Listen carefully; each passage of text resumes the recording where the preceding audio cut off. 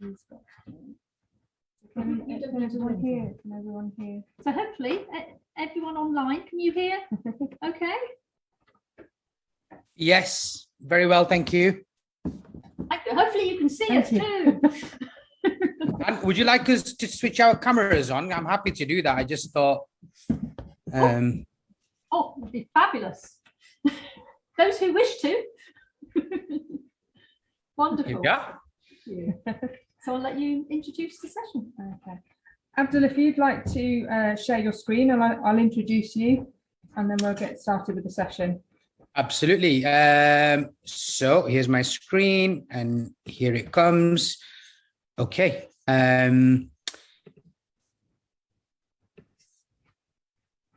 Okay. Super. Okay, I'll just introduce you, and then I'll hand over to you in a bit. Okay. Wonderful. Okay. Jemima, do you know if everyone's in from outside? Anyone?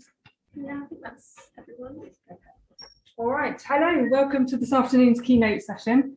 I'm not going to talk for very long. We just really wanted to introduce you to our speakers today.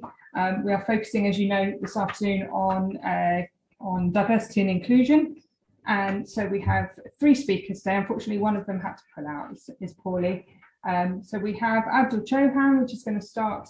He's going to start with us. He's joining us remotely, as you should be able to see on the screen, but it's on blank. And we'll have a look at that in a moment. Could you have a look at that one, please? What's in blank? Abdul is a former senior leader, principal, and CEO of a multi-academy trust. He's the co-founder and chair of the Olive Tree School in Bolton, UK. And he's also an award-winning learning technology consultant based in the UK. So he works with educational organisations as well as devising learning strategies based on mobile technology platforms, and has pioneered the embedded use of learning technologies for students and teachers alike. Abdul's joining us today to talk about why diversity matters in tech. So I will hand over to you in a moment, Abdul, but our screen here in the lecture theatre has just gone blank, so just bear with us a second. No problem.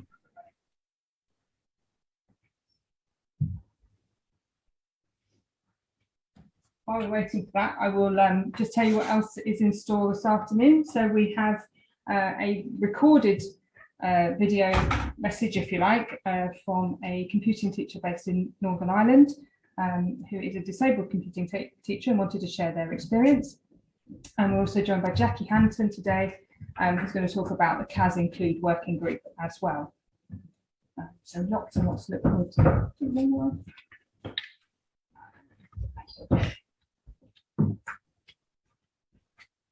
It went to sleep, I am sorry. Please wait while the system starts up. Obviously. So if that happens again, we'll press that. Yeah, well, it shouldn't go to sleep again. The wonders of technology, hey?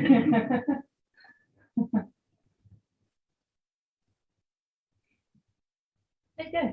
Thank you very much. Okay, so without further ado, I'll hand over to Abdul for his talk today. Thank you.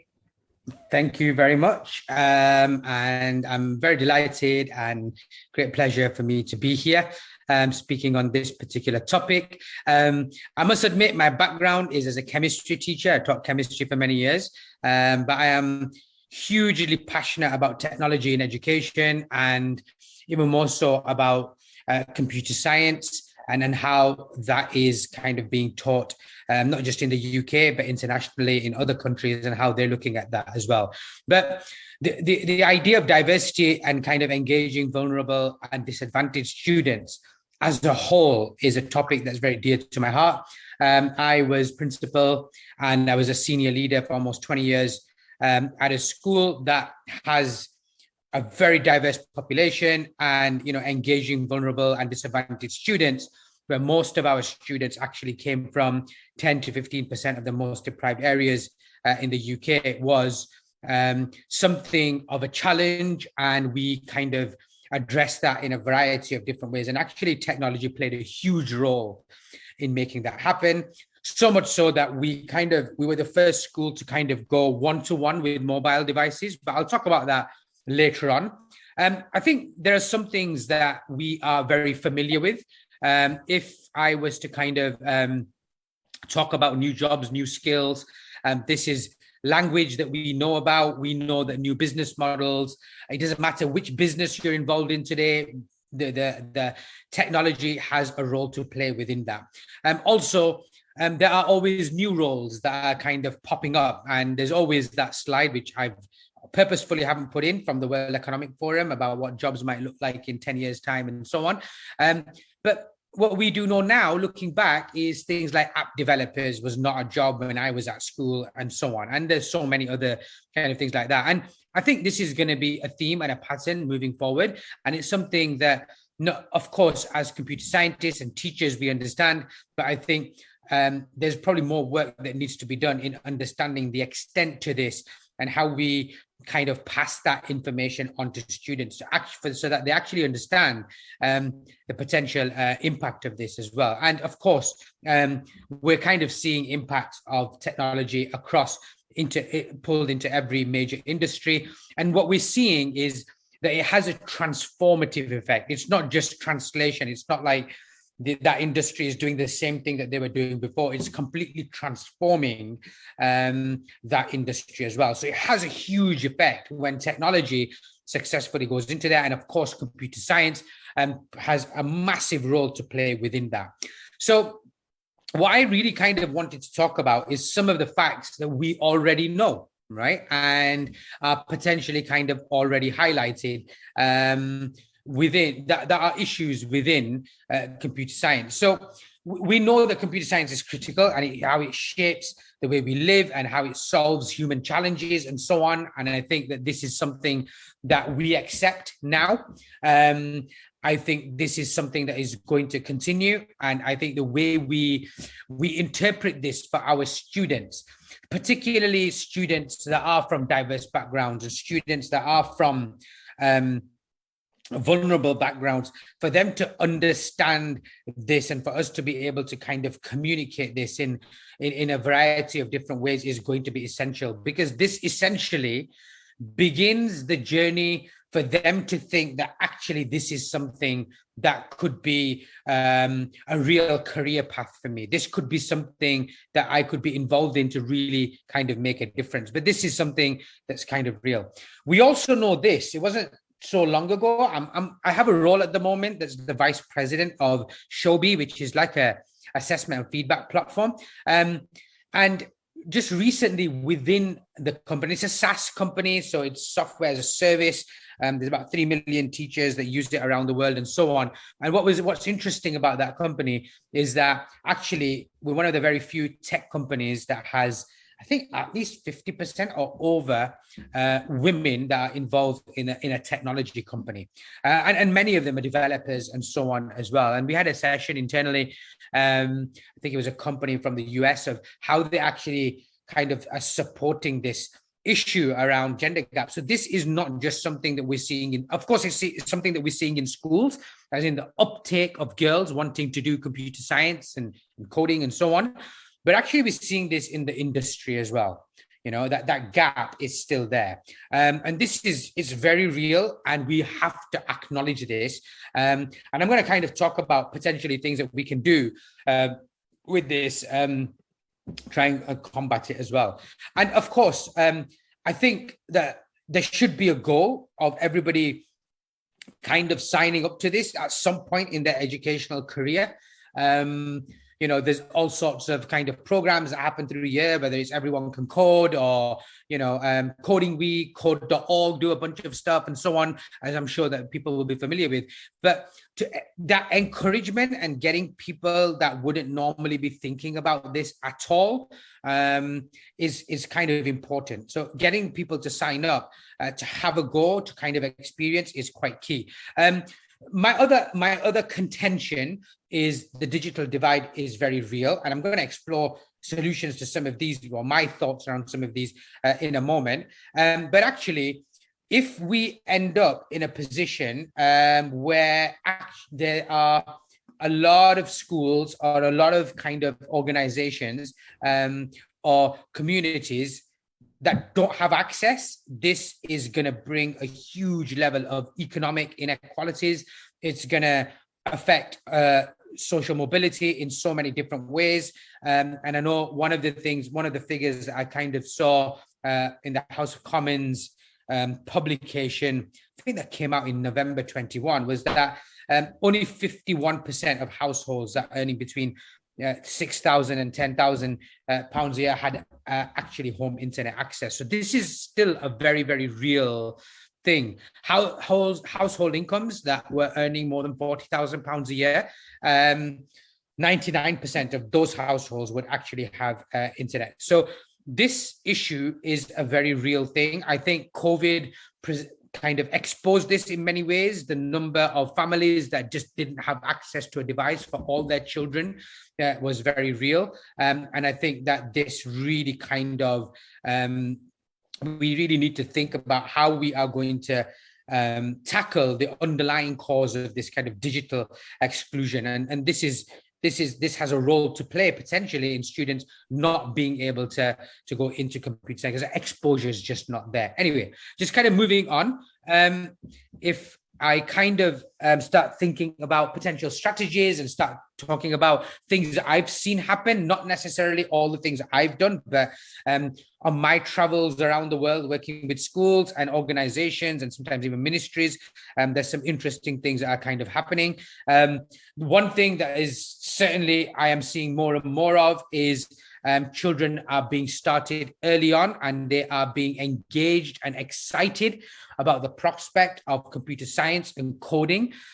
And some of the best examples I've seen have actually been even in early years where very young children are being introduced to kind of coding concepts, but without digital screens. So whether they're using cards, I know just the other day I saw something that Sphero, you'll know about Sphero, the little balls that move about. They've introduced something else. I think it's called the Ollie or something like that. It's a little car. It's screenless coding. And this little car has a sensor at the bottom and it kind of travels. And as it goes over a particular color, that color makes the car do something. So red might be stop, green might be go, purple might be turn right, and so on. And when you lay those cards out, you can actually code a sequence without actually having to touch your computer. But the excitement in the classroom is pretty palpable. You know, there's children that kind of get it. The young ones begin to play with it. And I think that exposure from a young age is vitally important. There are often times when people begin to think coding and very young children, and they start thinking about screen time and so on. There are lots of activities that you can do without screens and just kind of begin to introduce the very young ones into the concept of coding as well. I know a lot of the schools I work with use Apple devices, and a lot of schools have iPads in their schools. There's a bunch of free resources and things like that are completely available. Some of these are being used by early learners as well. So you can see that book on the bottom left. And great ideas in there. It's all free. You can just download and use it. And of course, there will be also lots of other similar platforms that are out there as well. If you want to know where to access this is the QR code. So kind of feel free to take a screenshot, picture, photo of that, and you can literally just download that content and, you know, use it. Change it, modify it, edit it. Maybe you don't use iPads, you use something else. It doesn't really matter. You take the concepts and ideas and begin to apply it in that way. But it's definitely something that we can begin to start with. I think, you know, sometimes primary schools might feel that teachers don't have the necessary knowledge, but some of these programs are kind of assuming, and some of this curriculum is kind of assuming that you have no knowledge at all, and they're kind of starting you right from the beginning. So kind of putting sessions on like that, doing workshops like that, spreading the word around this, hosting teach meets where, you know, teachers are kind of quite thirsty for this kind of knowledge and want to know what's this all about is actually quite key. And we can get involved in making people aware of the possibilities around this. So that excite, engage, and getting students to start really early on is actually quite powerful. I think we've kind of looked at role models, but there are more and more students that are kind of popping up around the world. And you know, examples of role models from lots of different walks of life. So people that have different kind of ethnicities, different backgrounds, women that are kind of had huge impact on coding and programming and development of software and so on. I think these are role models that need to be highlighted. It doesn't take much to kind of find them. They are there on the internet. Introduce them into the class, change that concept that coding is all about geeky blokes that are kind of playing games and developing and all that kind of stuff and so on, because it's not. Certainly from an ethnicity perspective, introducing girls from an ethnic background, there are so many headscarf wearing, kind of women that have done some amazing things out there. To be able to kind of push that out and make people kind of see that has a significant impact. Invite guest speakers. If you can arrange for visits, map out within half a mile, are there any places, offices that do development? Are there people that are prepared to come in and speak? And to kind of change that mindset in thinking that it's, there's lots of people from many walks of life that can do this. Also, there are examples of coders who have come from deprived backgrounds, who have come from challenging backgrounds and so on. So to be able for them to talk about the backgrounds that they came from is also kind of essential. It helps to change that thinking. And once that belief has changed in a student, then their behavior begins to change. If we just want them to change their behavior, that's not always possible. It's very hard to do. But changing beliefs, that's a really powerful concept. If you get them to change their thinking and you get them to think, I can, then actually, you open the doors for making things happen. I went to a school in India, in a school called Newtown College. It's a school. It's called Newtown College, but I think it's called Newtown, and it's in Calcutta. Technology and coding was an integral part of the school's curriculum.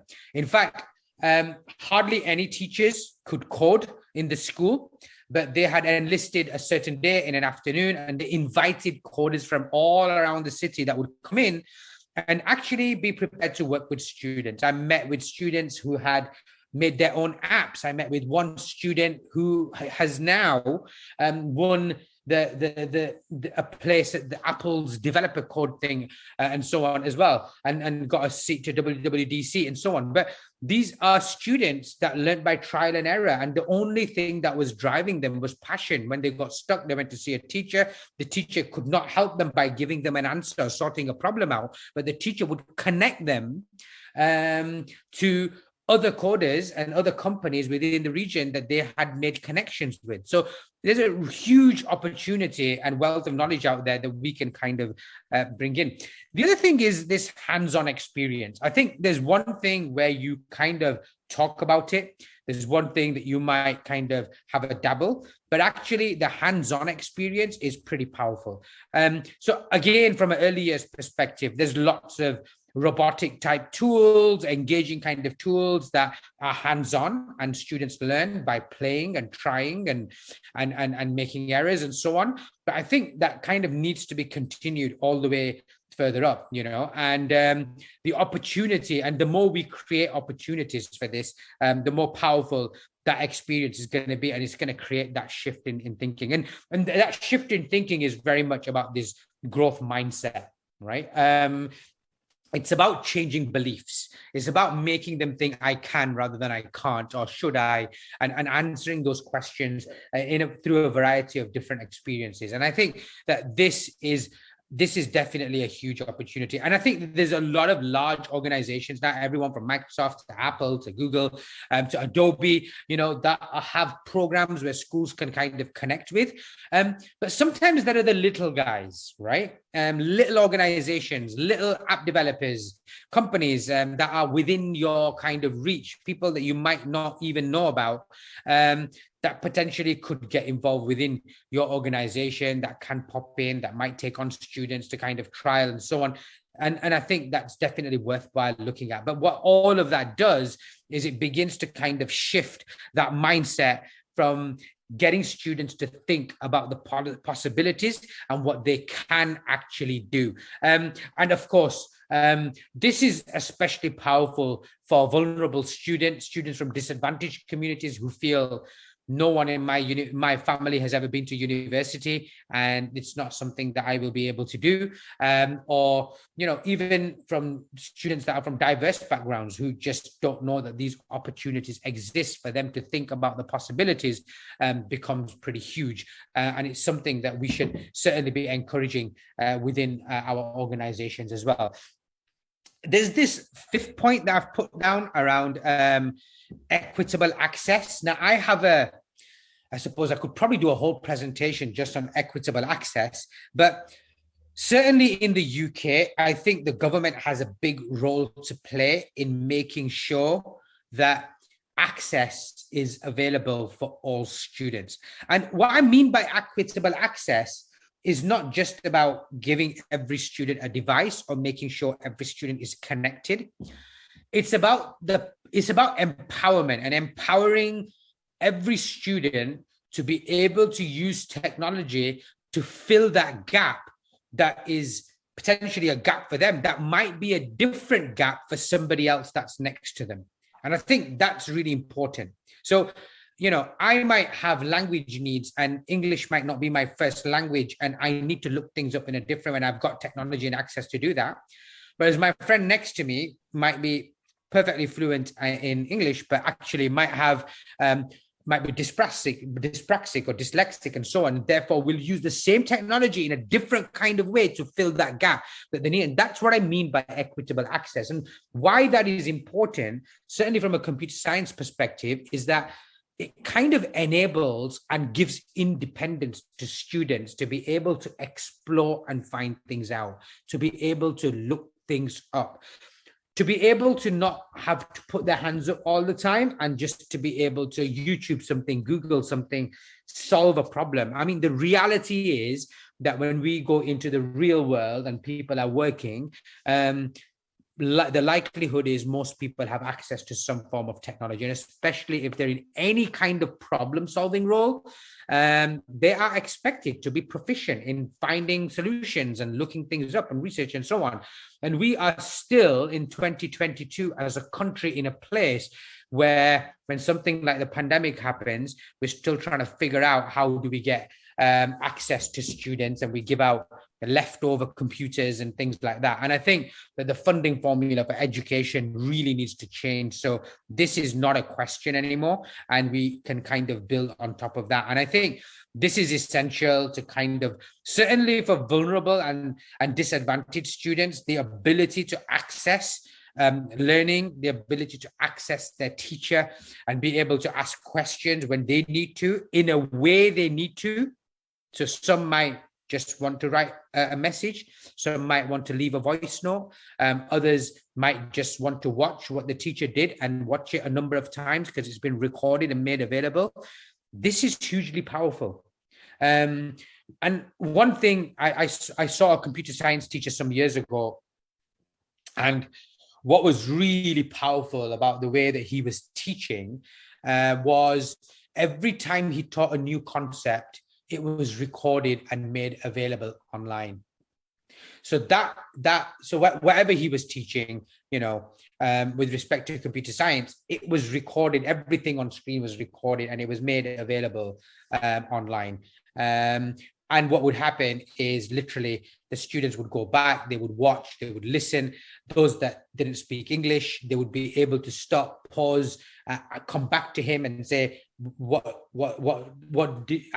didn't understand that 2 minutes 56, what you were saying, so that cognitive block was really kind of being addressed and so on. So one thing to remember is that if we're just teaching students and that's the only time that they're going to kind of hear me explain something, the likelihood is that,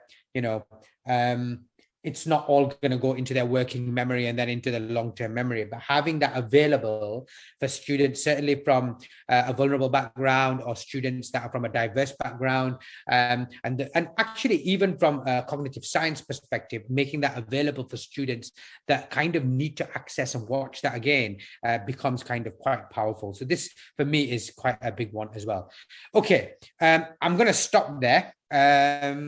My details are there. Absolutely feel free to get in touch with me, or if you want to know more about anything that I've spoken about, I'd be more than happy to kind of share that.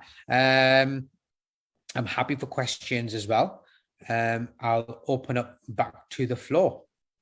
Thank you, Abdul. That was really informative, and lots of things I've written down. To be honest, things that I hadn't considered before. I just wonder, first of all, in the room, if there's any questions for Abdul. Anything on the chat? I just wanted to just sort of reiterate 2 or 3 of those points that you made, really, in that it isn't just about handing out tech, is it? That equitable access really resonated with me, and it's not another computer.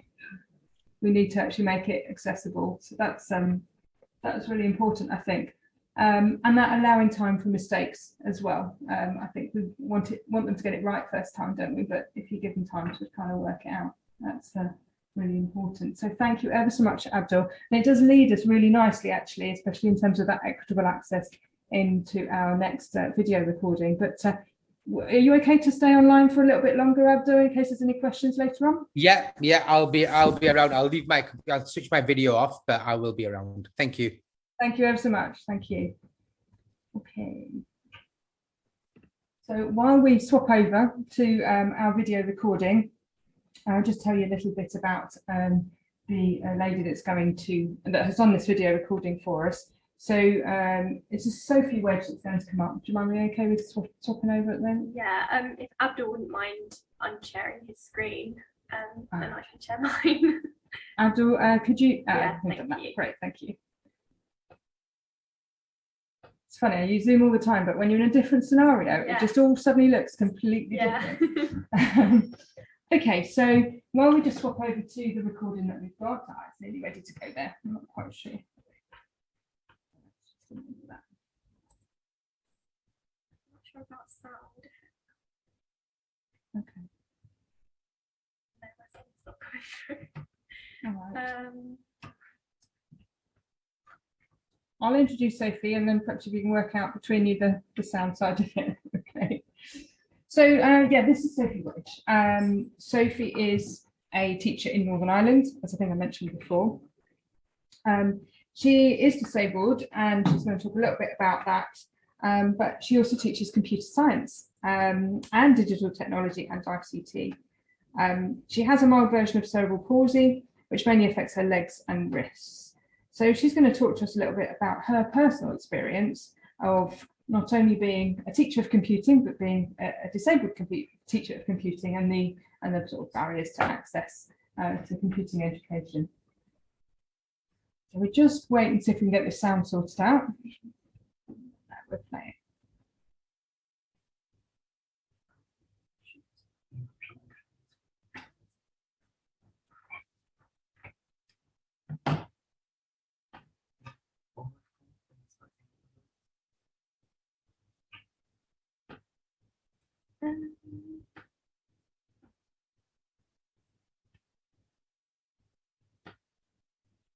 There we go.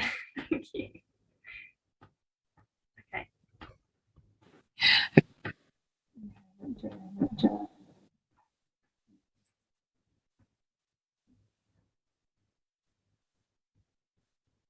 Smaller.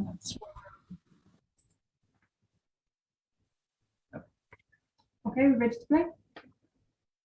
Hello, my name is Sophie Wedge, and I'm currently a computer science teacher in Northern Ireland, if my accent has not already given me away. Not only am I a computer science teacher, but I am also disabled. Since birth, I have been diagnosed with cerebral palsy. More specifically, I've been diagnosed with spastic dysplasia, which basically means it impacts both my legs and my wrists. There is not one aspect of my life that my disability has not impacted, despite being a relatively mild case. I cannot take 2 steps without somebody realising I'm disabled or knowing that I'm in pain. Which I know what you're thinking, that probably makes teaching quite difficult, and to a certain extent, I would agree with you. There has definitely been aspects of my teaching practice that I've had to adapt and overcome with the use of technology in order to ensure that my students have the same experience with me as they would with an able-bodied teacher. Now, many people would consider my disability a hindrance to our profession in the IT. However, I like to consider it a strength, and on certain occasions, I like to consider it a superpower, purely because I have seen both sides of the coin. I've been a member of staff trying to advocate for disabled students, as well as being that student on the SEN register with a classroom assistant trying to navigate life with a disability. Over the last 10 years, we have seen an influx of students with disability and special educational needs into mainstream schools, and especially into computer science. It is so important that we address these needs in our computing classrooms to ensure that those pupils with a disability feel that they are heard and that they are having a voice. Teaching for diverse needs help to make both our teaching practice and our learning more inclusive and engaging environment, and technology can really help with this. I have seen the transformative power technology can have when used correctly in not only our teaching, but in our students' lives. I experience one of the biggest barriers I have had to accessing IT as well as being a teacher is the overuse of technology, or should I say the over-reliance on technology. Often we think that if somebody has a disability and they have a piece of equipment or assistive technology that is supposed to help them with their disability, then we have done our jobs, which is not always the case. Yes, those factors or those pieces of equipment have been put in place to help that student, to help make learning more accessible. It is not, or it does not outweigh the benefits of having a teacher being engaging within the lesson. Many times as a student and a member of staff that I would really have appreciated somebody saying, hey, does that piece of technology actually work for you, or does it make your life more difficult? Because often that's the case. If we don't know how to use something, if we're afraid to use our computer science approaches and techniques in order to tinker and figure things out with that disabled student, they can also become lost and switch off, which is something that we don't want. My tips for help making a more inclusive computer science classroom would be to make sure that we're doing those little things that can really help students. It can be as simple as saving a template in PowerPoint in a font that pupils with dyslexia can read better, setting our workspace to dark mode, these little things that we can do just by having a pure conversation. Most disabled people already are using technology to their advantage. Use their brains. 9 times out of 10, they have already figured out how to do something and how to do something easier.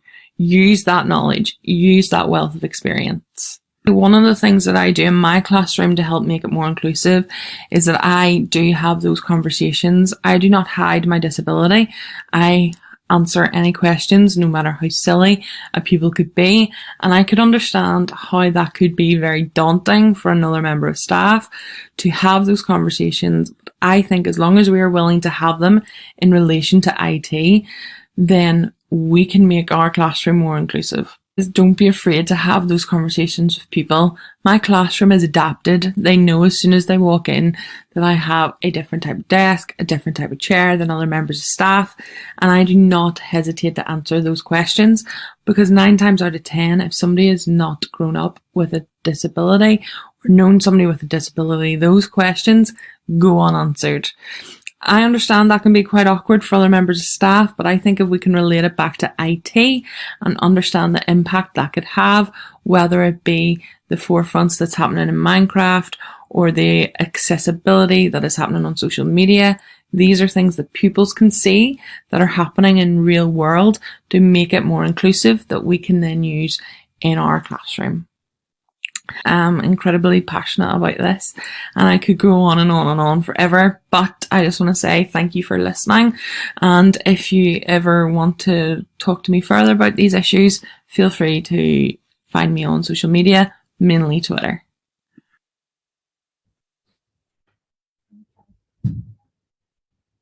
So I found that incredibly powerful the first time I saw that.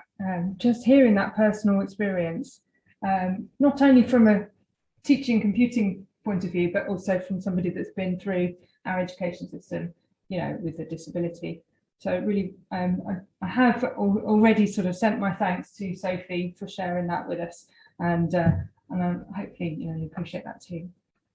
Okay, our final speaker for this session is Jacky Hancock. Jacky is Head of Business and Computing at Penrice Academy down in Cornwall, and she's also one of our CAS community leaders down there, relatively new CAS community leader at St Austell.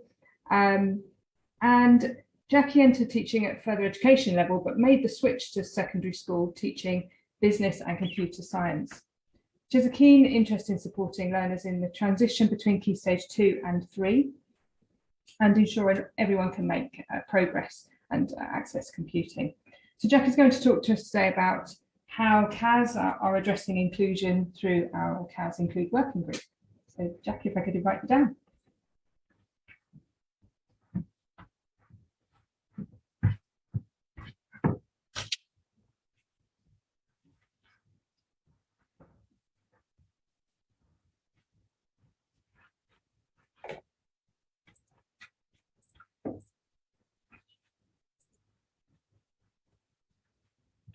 Okay, thank you.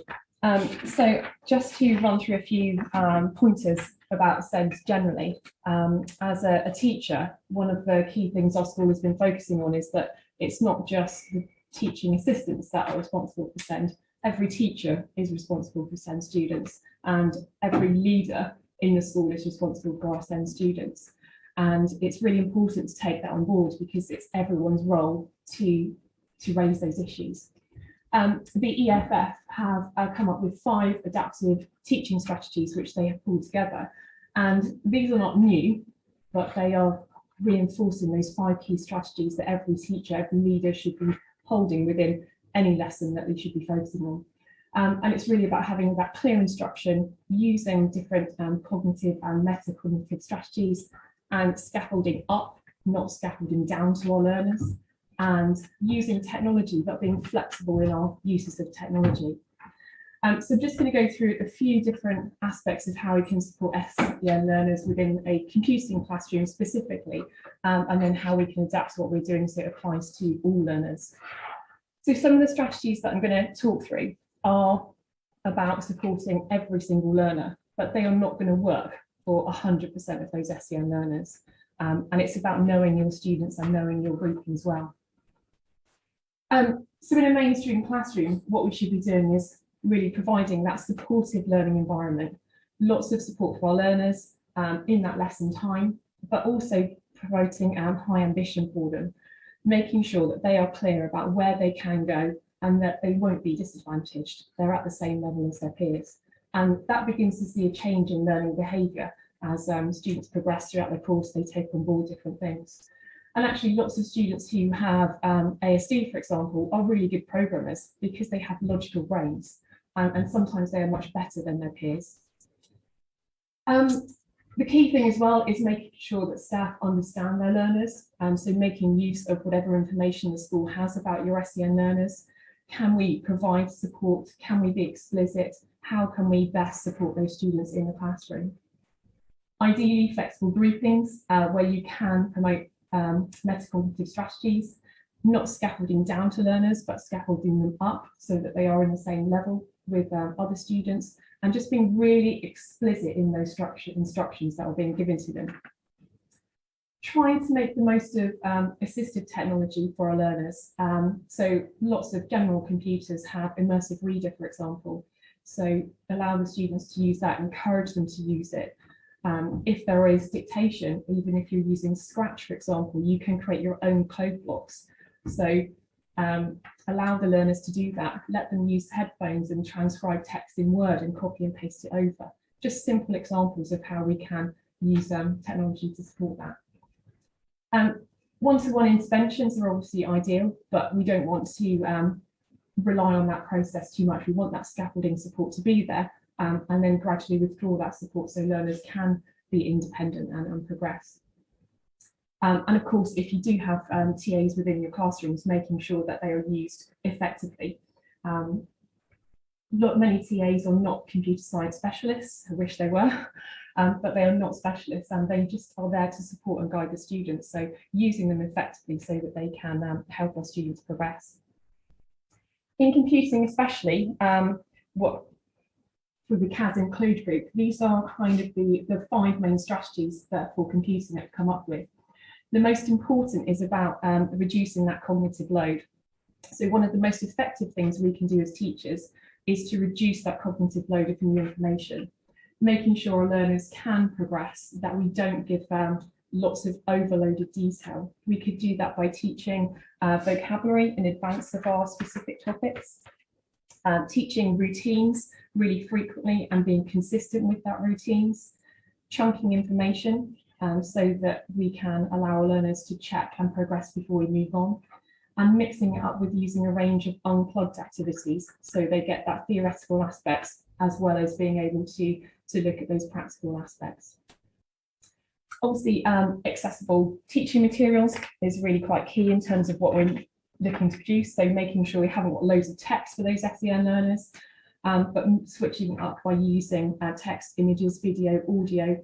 And like I said earlier, if you record things, it's really good for learners to actually just go back and just to listen and do that independently. Being aware of your font styles, making sure that you don't have a font style that is more difficult for learners to read, background styles, making sure you've got lots of white space within your slides so words can be easily read and interacted with. Just using simple language as we go through things as well. I've mentioned assistive technology already, but scaffolding is perhaps the most important, I think. Sometimes we have this approach where we think our SEN learners need to have everything broken down for them. But I think it's not always the case. You just need to be clear, you need to be explicit and reduce that cognitive load so they can work clearly through different steps. And making sure there is that mix of a variety of tasks within there.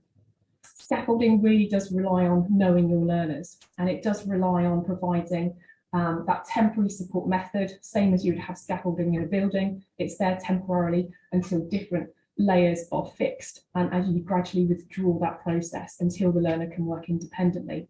And I really feel strongly that we should be scaffolding our learners up all the way down, not teaching them straight from the bottom, but building them up all the time to keep enhancing where they're going. I've taken this image from our kind of school strategy, which is focusing on the teaching support assistants being clear about the support that they're providing, and actually the learners taking some responsibility so that they have resources in front of them, whether it be a task management board or chunked materials, so that they can self-scaffold, they can do things themselves. They can have clues from their teaching support assistants or from the main teacher.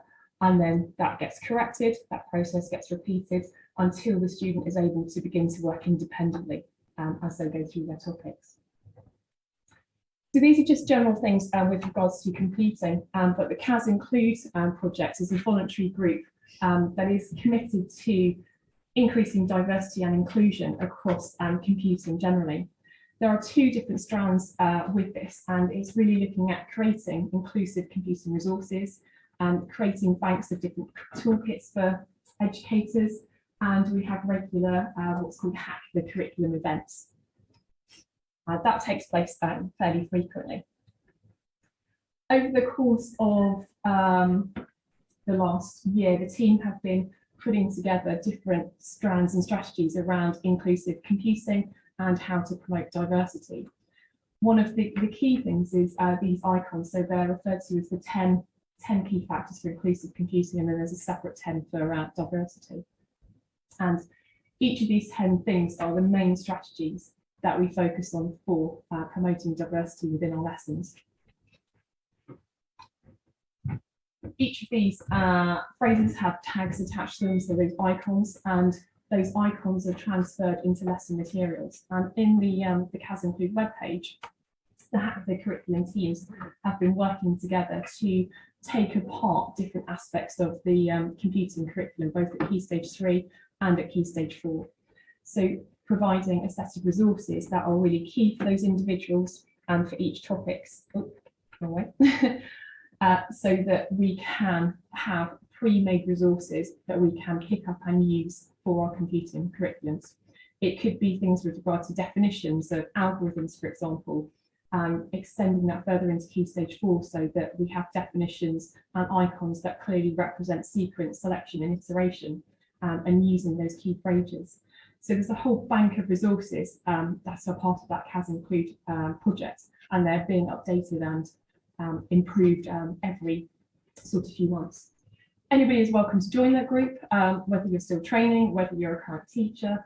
Any feedback is really helpful, just to keep adding towards that project and updating those resources. It's free, all the resources that are hosted on the webpage, but anything is welcome to support that. Thank you.